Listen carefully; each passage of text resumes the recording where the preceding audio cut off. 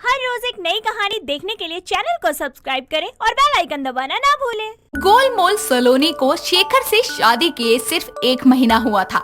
इसी बीच उसने अपने ससुराल की सारी जिम्मेदारियों को संभाल लिया था। सलोनी घर में सबके साथ घुल मिल गई थी, सिवाय अपनी ननद पायल के, क्योंकि सलोनी मोटी थी और पायल पतली, जिस वजह से वो अपनी भाभी को कुछ खास पसंद नहीं करती थी। ऐसे ही एक दिन उसकी सास मंजुलिका बाहर से एक सूट लेकर आती है, जिसे वो सलोनी और पायल दोनों को दिखाती हुई बोलती है, अरे मैं एक सूट लेकर आई हूँ, देख लो ना, दोनों में से किसे आएगा, जिसे आए वो पहन लेना। वो तो ठीक है माँ जी, पर आप लाई क्यों है? अरे मुझे अच्छा लगा और ऐसा बस एक ही सूट था तो मैंने ले लिया। अच्छा माँ जी, मैं इसे पहनकर ट्राई करती हूँ। एक्सक्यूज मी भाभी, ये माँ मेरे लिए लाई है। पायल, तुम्हें कोई गलत फहमी हुई है, माँ जी ये मेरे लिए लाई है। नहीं, मेरे लिए लाई है। दोनों आपस में लड़ने लगते हैं और उनकी लड़ाई देखकर मंजुलिका गुस्से से बोलती है, अरे बस करो तुम दोनों, क्या जंगली बिल्लियों की तरह लड़ रही हो। मैं दोनों के लिए लेकर आई थी, जिसे फिट आएगा वो रख लेगा। ढंग से सुन लिया करो पहले। माँ, आपको पहले मुझे देना चाहिए था ना। देख लिया माँ जी, ये मेरे लिए लाई है, इसे पहले मैंने उठाया था तो मैं ही पहनूंगी। भाभी, अपने आप को देखा है, कितनी मोटी हैं आप, भला आपके ये कैसे आएगा, इसलिए मुझे ही दे दीजिए। पायल जरा ठीक से देखो, डबल एक्सल साइज का सूट है ये, मुझे फिट आएगा, तुम्हारे नहीं आएगा, मैं ही पहनूंगी इसे। कोई बात नहीं भाभी, थोड़ी सी फिटिंग करा लूंगी तो मेरे भी आ जाएगा। आपसे तो पतली हूँ, आपसे ज्यादा मुझ पर खिलेगा ये प्यारा सा सूट। लाइए दीजिए। क्यों बेचारे इस प्यारे से सूट को काट पीट के नाश करना चाहती हो, मुझे दे दो ना। इस तरह दोनों फिर से तू मैं करने लगती हैं और मंजुलिका गुस्से में बोलती है, अरे तुम दोनों अभी के अभी चुप हो जाओ, या तो इस सूट में आग लगा दूंगी मैं अभी के अभी। इतना समझाया लेकिन दोनों समझती ही नहीं। एक का ब्याह हो गया और दूसरी का ब्याह हो जाएगा, लेकिन अकल ढेले भर की नहीं है। अब अगर तुम दोनों की आवाज आई ना तो चप्पल से पिटोगी। मंजुलिका की बात सुनकर दोनों सोफे के एक कोने में बैठ जाते हैं और मंजुलिका बोलती है, ये सूट कौन पहनेगा? मैं पहनूंगी। किसी को दे दूं फिर? नहीं। ठीक है, मैंने सोच लिया है, इस सूट को फिटिंग कराकर मैं ही पहन लूंगी, क्योंकि तुम दोनों एक दूसरे को तो पहनने दोगी नहीं, तो यही सही रहेगा, ये सूट मैं ही पहन लेती हूँ। ठीक है। अब दोनों जाकर काम करो। मंजुलिका की बात सुनकर दोनों अपने अपने कामों में बिजी हो जाती हैं। ऐसे ही दोपहर में सारे साथ बैठकर खाना खा रहे थे, तभी सलोनी की प्लेट में सब्जी खत्म हो जाती है और वो पायल से बोलती है, पायल जरा वो सब्जी पास करना। भाभी, और कितना ठूसोगी, खा खा कर इतनी मोटी हो गई हो 1 महीने में, थोड़ा कम खा लो। अरे मैंने अभी ठीक से 2 रोटी भी नहीं खाई है और तुम ठूसने की बात कर रही हो। अरे तुम नहीं खाती तो तुम यही चाहती हो कि कोई भी ना खाए, सब्जी पास करो तुम। खाइए खाइए भाभी, वैसे भी आप चाहे पतली हो या मोटी, आई डोंट केयर। तुम दोनों चुपचाप खाओगी या मैं बताऊं तुम्हें? मंजुलिका की बात सुनकर दोनों चुपचाप खाना खाने लगती हैं। थोड़ी देर बाद में सलोनी जाकर टीवी ऑन करती है।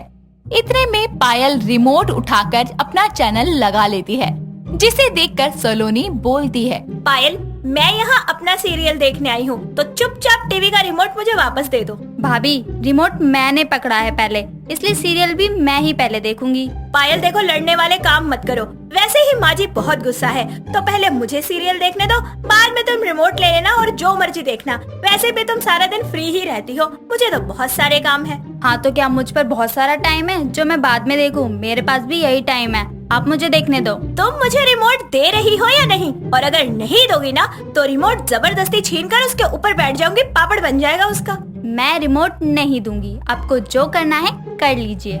झगड़े की आवाज सुनकर मंजुलिका आती है और जैसे ही दोनों को देखती है, दोनों हक करते हुए एक साथ टीवी देखने लगती है।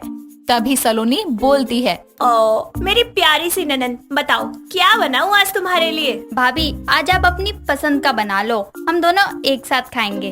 ठीक है पायल। चलो शुक्र है कि दोनों शांत हैं और प्यार से रह रही हैं। ये देखकर वो चली जाती है। दरवाजे की तरफ देखकर दोनों एक दूसरे को धक्का देकर बोलती हैं, बस और चिपकने की जरूरत नहीं है, माँ चली गई हैं। तो तुम्हें क्या लगता है मुझे तुमसे चिपकने का शौक चढ़ गया है? वो तो मैंने माँ जी को आते हुए देख लिया था, इसीलिए एक्टिंग कर रही थी। हाँ पता है मुझे, तभी पायल की फ्रेंड का कॉल आता है और वो कहती है, आपकी किस्मत अच्छी है जो मेरी फ्रेंड का कॉल आ गया। अब आप ही देख लो अपना बोरिंग सा सीरियल मासूम ननद और भड़काओ भाभी वाला। चलो अच्छा है, अब आराम से सीरियल देखूंगी। कुछ देर बाद में पायल वापस आती है तो देखती है कि उसकी भाभी टीवी देखकर सैंडविच खा रही है। ये देखकर वो फिर से उसे ताना मारते हुए बोलती है, हे भगवान, सच में भाभी आप बहुत भुक्कड़ हो। अरे और कितना खा खा कर मोटी होना चाहती हो, कमर से कमरा बना लिया है आपने। थोड़ा तो मेरे भैया का राशन पानी बचाओ। अरे तुम्हें क्या इतनी मिचमिची हो रही है मेरे खाने से? खाना तो मैं खाती हूँ ना। जब माँ जी को कोई प्रॉब्लम नहीं है, तुम्हारे भैया को कोई प्रॉब्लम नहीं है, तो तुम्हें क्यों मिर्ची लग रही है इतनी? चलो मान भी लिया कि मैं तो खा खा कर मोटी होती हूँ। अपने बारे में पता है तुम्हें? पड़ोसी कहते हैं कि तुम अपनी ननद को खाना नहीं देती, इसीलिए सूख के कांटे जैसी हो गई है। पर उन्हें कौन बताए, मैडम साहिबा तो खुद अपने मन से नहीं खाती है। अरे मैं तो कहती हूँ पायल कि तुम थोड़ा खाना शुरू कर दो ताकि तुम्हारी सेहत बन जाए, वरना कल को तुम अपने भैया के साथ बाइक पर गई ना तो हवा में उड़ जाओगी। हो गया आपका?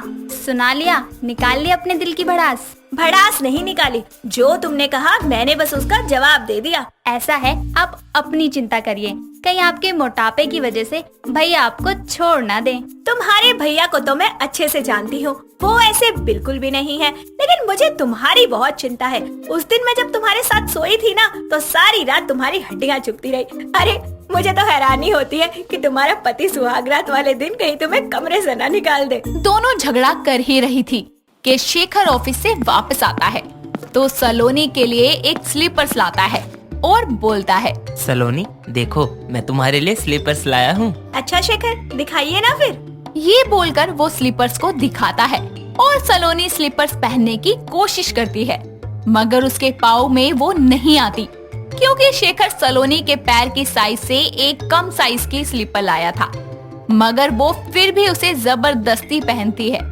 ये देखकर पायल बोलती है, भैया मुझे ही दे दो, मेरे ही आ जाएगी।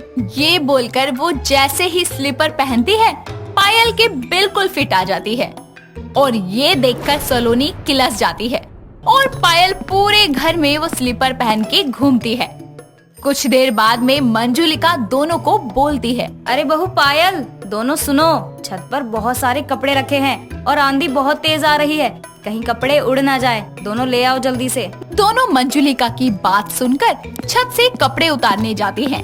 तभी मजाक उड़ाते हुए सलोनी बोलती है, पायल जरा ध्यान से कपड़े उतारना, कहीं हवा के साथ तुम भी मत चली जाना। पायल ग्रिल के पास से कपड़े उतारने जा रही होती है कि उसका पैर उसी स्लीपर से फिसल जाता है और वो छज्जे पर लटक कर चिल्लाने लगती है। उसकी आवाज सुनकर सलोनी उसे देखती है और बोलती है, अरे पायल तुम सच में उड़ गई क्या? भाभी ये मजाक का टाइम नहीं है, मेरा पैर फिसल गया था, मुझे जल्दी बचाओ, कहीं मैं भगवान को प्यारी ना हो जाऊं। हाँ हाँ बचाती हूँ। इतना बोलकर सलोनी उसे अपना हाथ देती है और उसे ऊपर खींच लेती है, जिससे उसकी जान बच जाती है और वो बोलती है, तुम ठीक तो हो ना पायल? हाँ भाभी मैं ठीक हूँ, शुक्र है आपने मुझे बचा लिया, वरना आज तो मैं पायल से राम प्यारी हो जाती। थैंक यू, आपने मुझे बचा लिया। तभी शेखर और मंजुलिका छत पर आकर ताली बजाते हैं और बोलते हैं, देखा तुम दोनों एक दूसरे की कितनी परवाह करती हो। अगर सलोनी मोटी ना होती और उसका वजन ना होता तो वो भी तेरे साथ गिर जाती और तुझे बचा नहीं पाती। अब बात समझ आई कि नहीं? हाँ भैया, अब मुझे बात समझ आ गई। और इस तरह दोनों ननद भाभी एक दूसरे से माफी मांगकर एक दूसरे के गले लग जाती हैं और दोनों खुशी खुशी रहने लगते हैं। नितिन अपनी बीवी अबिका के साथ अपने बॉस की बेटी आलिया के बर्थडे में जाता है, जहां नितिन को अकेला देखकर आलिया उसके पास आकर उससे बोलती है, तुम्हारी पर्सनैलिटी को देखकर तो नहीं लगता कि तुम एक गरीब इंसान हो जो मेरे पापा के कर्जों तले दबा हुआ है। नितिन बिना कुछ बोले अपनी बीवी के पास चला जाता है। बिना बताए कहाँ चले जाते हैं आप? कहीं नहीं, मुझे यहाँ कुछ ठीक नहीं लग रहा, चलें? नितिन अविका के साथ में घर जाने लगता है। वहीं आलिया उन दोनों के प्यार को देखकर और उन दोनों को एक साथ देखकर उनकी खुशी छीनने का खुद से वादा करती है। अगले दिन नितिन ऑफिस जाता है और आलिया अविका से उसके घर पर मिलने आती है, जहां वो उसे बोलती है, मुझे सब पता है अविका कि तुम एक हार्ट पेशेंट थे, पर क्या तुम्हें पता है तुम्हारी सर्जरी के लिए नितिन ने मेरे पापा से कर्ज लिया था, जो अब तक वो जमा नहीं कर पाया। मैं चाहूँ तो सारा कर्ज माफ कर सकती हूँ, पर मेरी एक शर्त है। क्या? तुम्हें एक अमीर लड़की यानी कि मुझे अपनी सौतन बनाना होगा। क्या बकवास कर रही हो? मैं ऐसा कभी नहीं करूँगी। तुम ऐसा ही करोगी, और अगर तुमने ऐसा नहीं किया तो मैं नितिन को रोड पर लाकर रख दूंगी। अब मर्जी तुम्हारी है, तुम्हें मेरी शादी नितिन से करवानी है या उसको रोड पर आते देखना है। इतना बोलकर आलिया वहाँ से चली जाती है। रात को नितिन घर वापस आता है। अबिका उसे सारी बात बताते हुए उससे बोलती है, आप आलिया से शादी कर लो। अविका, पागल हो गई हो क्या? मेरी पत्नी तुम हो और तुम ही रहोगी। और आप मेरे पति हैं। मैं नहीं चाहती कि मेरी वजह से हम रोड पर आ जाएं। जब मैं अपनी सौतन को अपने घर ला सकती हूँ तो आप क्यों नहीं मान जाते? मैं तुम्हारी सारी बात मानूंगा, बस इस बात को छोड़कर। आपको मेरी कसम है, अगर आपने उससे शादी नहीं की तो आप मेरा मरा हुआ मुंह देखेंगे। इतना बोलकर अबिका अपने रूम में जाकर बैठ जाती है। नितिन को उसके सामने हार माननी पड़ती है और ना चाहते हुए भी आलिया से वो शादी कर लेता है। पर शादी के बाद भी नितिन अविका के साथ ही रहता। ऐसे ही एक दिन आलिया अविका को देखकर नितिन के पास जाती है और उसे बोलती है, नितिन, आज किसी 5 स्टार होटल में खाना खाने चले? नहीं, मैं सिर्फ अविका के हाथों का खाना खाता हूँ और मैं इतना रईस नहीं हूँ जो तुम्हें 5 स्टार होटल में लेकर जाऊँ। तो क्या हुआ?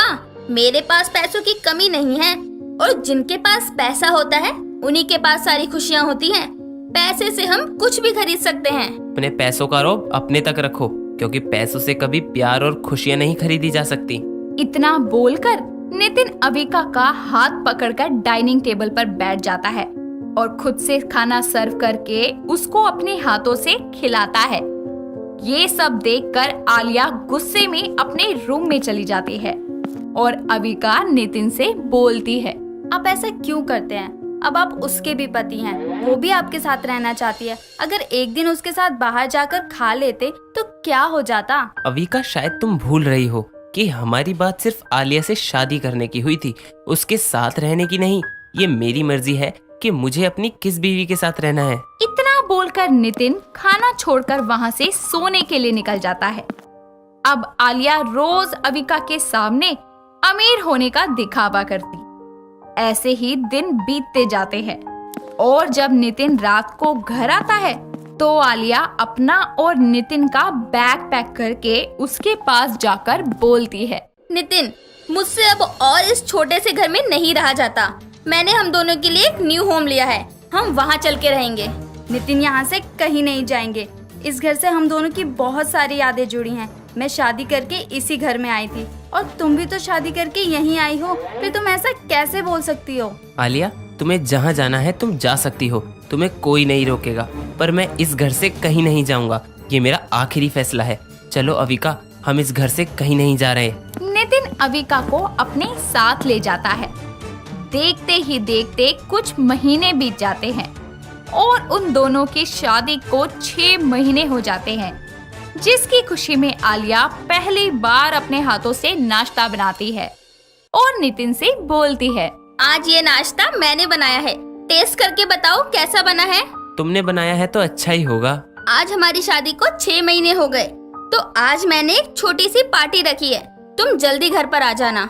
नितिन गुस्सा करने ही वाला होता है कि अविका उसके पास से उसके कंधे पर हाथ रख के उसे इशारों में सभी बातों को इग्नोर करने को बोलती है, जिस पर नितिन उससे बोलता है, तुम्हें जो करना है करो। इतना बोलकर नितिन ऑफिस के लिए निकल जाता है और शाम को ऑफिस से जल्दी घर आता है, जहां वो अविका को तैयार होता देखकर उसे पीछे से हक करके बोलता है, तुम्हें किसी मेकअप की जरूरत नहीं है, तुम बिना किसी श्रृंगार के बहुत सुंदर हो। बातें मत करो और जल्दी से आप भी तैयार हो जाओ, मेहमान बस आते ही होंगे। आलिया उन दोनों को साथ देखकर फिर से चिढ़ जाती है। कुछ ही देर में मेहमानों का आना शुरू होता है। सारे मेहमान आकर आलिया और नितिन को उनके 6 महीने पूरे होने की बधाई देते हैं। तभी आलिया की एक फ्रेंड आकर उसे बोलती है, आलिया नितिन और अविका को साथ देखकर उन दोनों से और भी ज्यादा नफरत करने लगती है, जिसके चलते वो एक जूस के ग्लास में सिंदूर मिलाकर अविका को देकर वहां से चली जाती है। अविका उस जूस को पीने ही वाली होती है कि तभी उसे एक काम याद आता है और वो अपना जूस का गिलास लिए आलिया के पास से जाकर नितिन के साथ में खड़ी हो जाती है और कैमरामैन से बोलती है, आज इस पार्टी की रौनक ये दोनों है। आप इन दोनों की अच्छे से पिक लेना और भगवान से दुआ करना कि ये दोनों ऐसे ही साथ रहें। ये सब देखकर आलिया को बिल्कुल अच्छा नहीं लगता कि जो लड़की नितिन को उसके इतना करीब लाने की कोशिश कर रही है वही उसी के साथ ऐसा कर रही है। तभी उसकी नजर अविका के हाथों में रखे जूस पर पड़ती है, जिसे अविका पीने ही वाली होती है। ये देखकर आलिया जल्दी से अविका के पास जाती है और जूस का गिलास गिरा देती है, जिस पर अविका उसे बोलती है, क्या हुआ आलिया?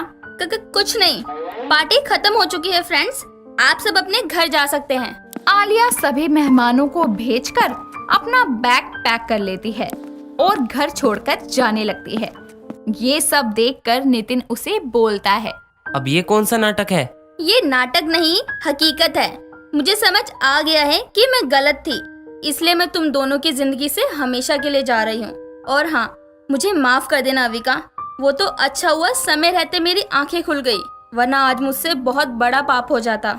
मैंने तुम्हारे जूस में सिंदूर मिला दिया था ताकि तुम हमेशा के लिए गूंगी हो जाओ, पर मुझे अपनी गलती का एहसास हो चुका है, इसलिए मैं तुम दोनों की जिंदगी से हमेशा हमेशा के लिए जाना चाहती हूँ। आलिया को अपनी गलती का एहसास हो जाता है और वो अपनी गलतियों की माफी मांगकर उन दोनों की लाइफ से हमेशा के लिए चली जाती है। शिप्रा दिखने में बड़ी ही सुंदर थी, मगर कहते हैं ना, भगवान किसी को भी परफेक्ट नहीं बनाता, कोई ना कोई कमी तो जरूर देता है। तो इसी तरह शिप्रा सुंदर तो बहुत थी, मगर हद से ज्यादा पतली होने के कारण लोग उसका मजाक बनाया करते। वो परेशान होकर सब कुछ खाया पिया करती जिससे उसका वजन बढ़ सके, मगर 24 साल की उम्र में भी सिर्फ 35 किलो से ऊपर उसका वजन बढ़ने का नाम ही नहीं लेता था। ऐसे ही एक दिन शिप्रा कॉलेज से आते समय ऑटो का इंतजार कर रही थी, मगर उसको कोई ऑटो नहीं मिलता। तभी उसके सामने से एक ऑटो वाला आकर रुकता है, जिसमें पहले से ही 2 मोटी मोटी औरतें बैठी होती है। तभी ऑटो वाला शिप्रा से बोलता है, कहाँ जाना है मैडम?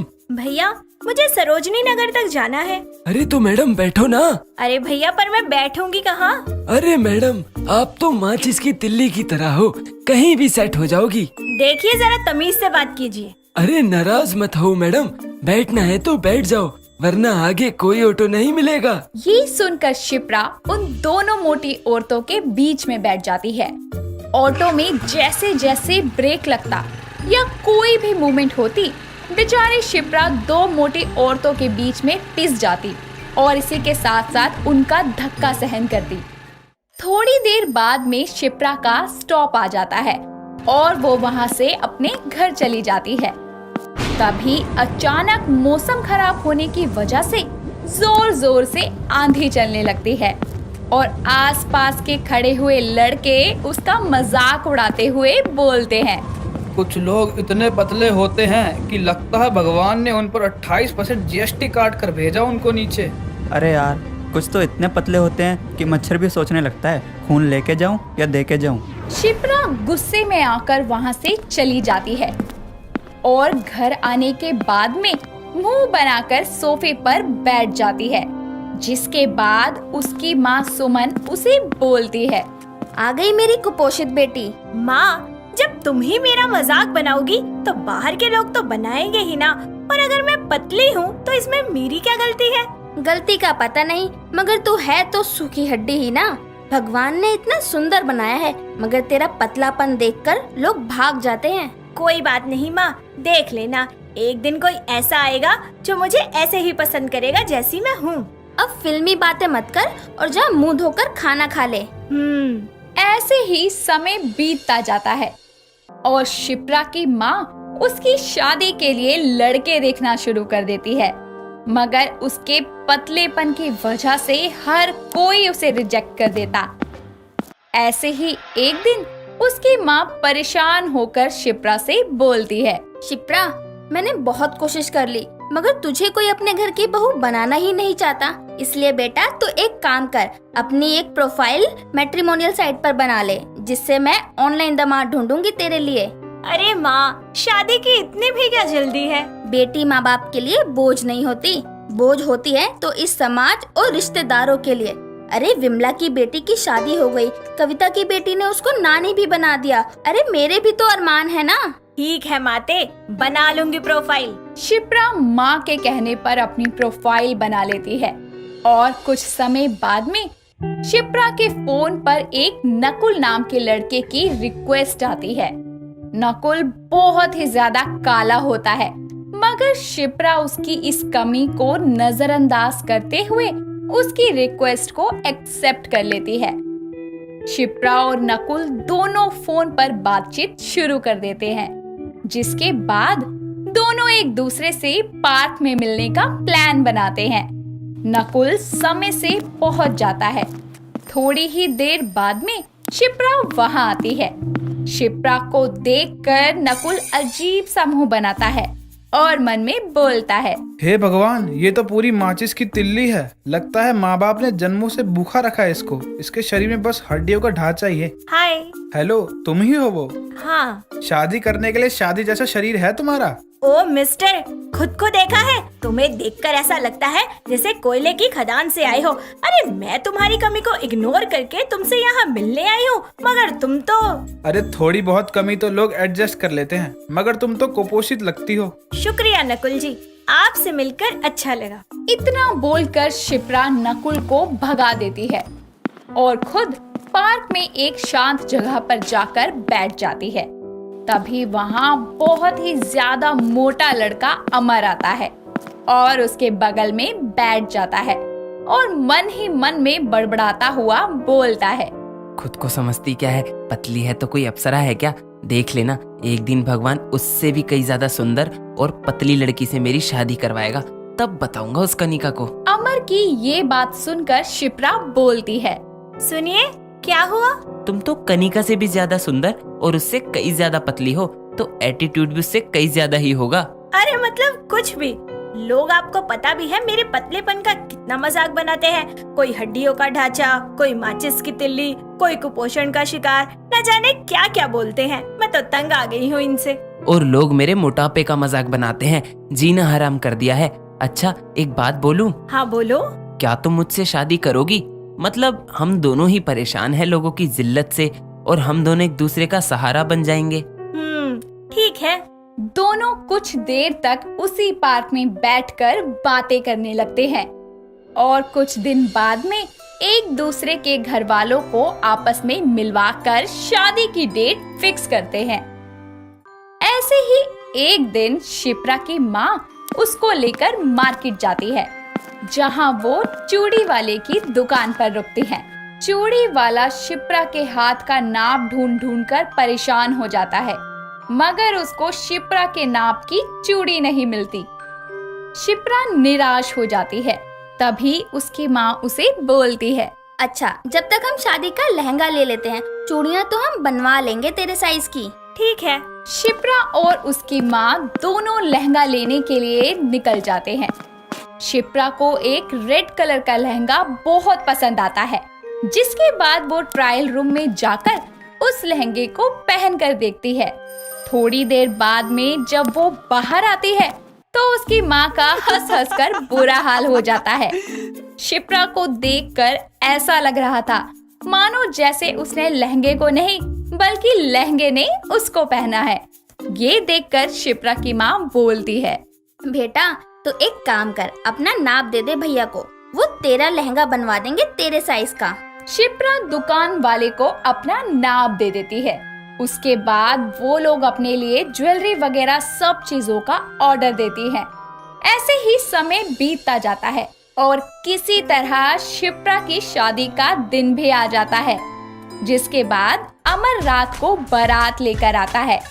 थोड़ी देर बाद दोनों की जयमाला की रस्म शुरू हो जाती है। एक तरफ तो जहां लड़की वालों की तरफ से जयमाला की रस्म के लिए शिप्रा को एक अकेला आदमी गोद में उठा लेता है, वहीं दूसरी तरफ भारी भरकम अमर को उठाने के लिए लोग डर रहे थे, मगर किसी तरह कम से कम 5 लोगों ने मिलकर अमर को उठा ही लिया। दोनों एक दूसरे को वरमाला पहनाते हैं और फाइनली उनकी जयमाला की रस्म पूरी होती है, जिसके बाद में शादी में आई हुई कुछ औरतें दूल्हा दुल्हन को देखकर बोलती हैं, राम मिलाई जोड़ी, एक मोटा एक पतली। अरे बहन, इन्हें देखकर तो ऐसा लग रहा है जैसे कद्दू के साथ भिंडी को बिठा दिया हो। तभी वहाँ शिप्रा की माँ आती है और उन औरतों को बोलती है, बहन जी, अगर आप सभी ने खाना खा लिया है तो आप सब जा सकती हैं, क्योंकि आप यहाँ बच्चों को आशीर्वाद देने नहीं बल्कि कमियाँ निकालने आई हैं। वो औरतें मुंह बनाकर वहाँ से चली जाती हैं, जिसके बाद बड़े ही धूमधाम से शिप्रा की शादी हो जाती है। हर रोज एक नई कहानी देखने के लिए चैनल को सब्सक्राइब करें और बेल आइकन दबाना ना भूलें।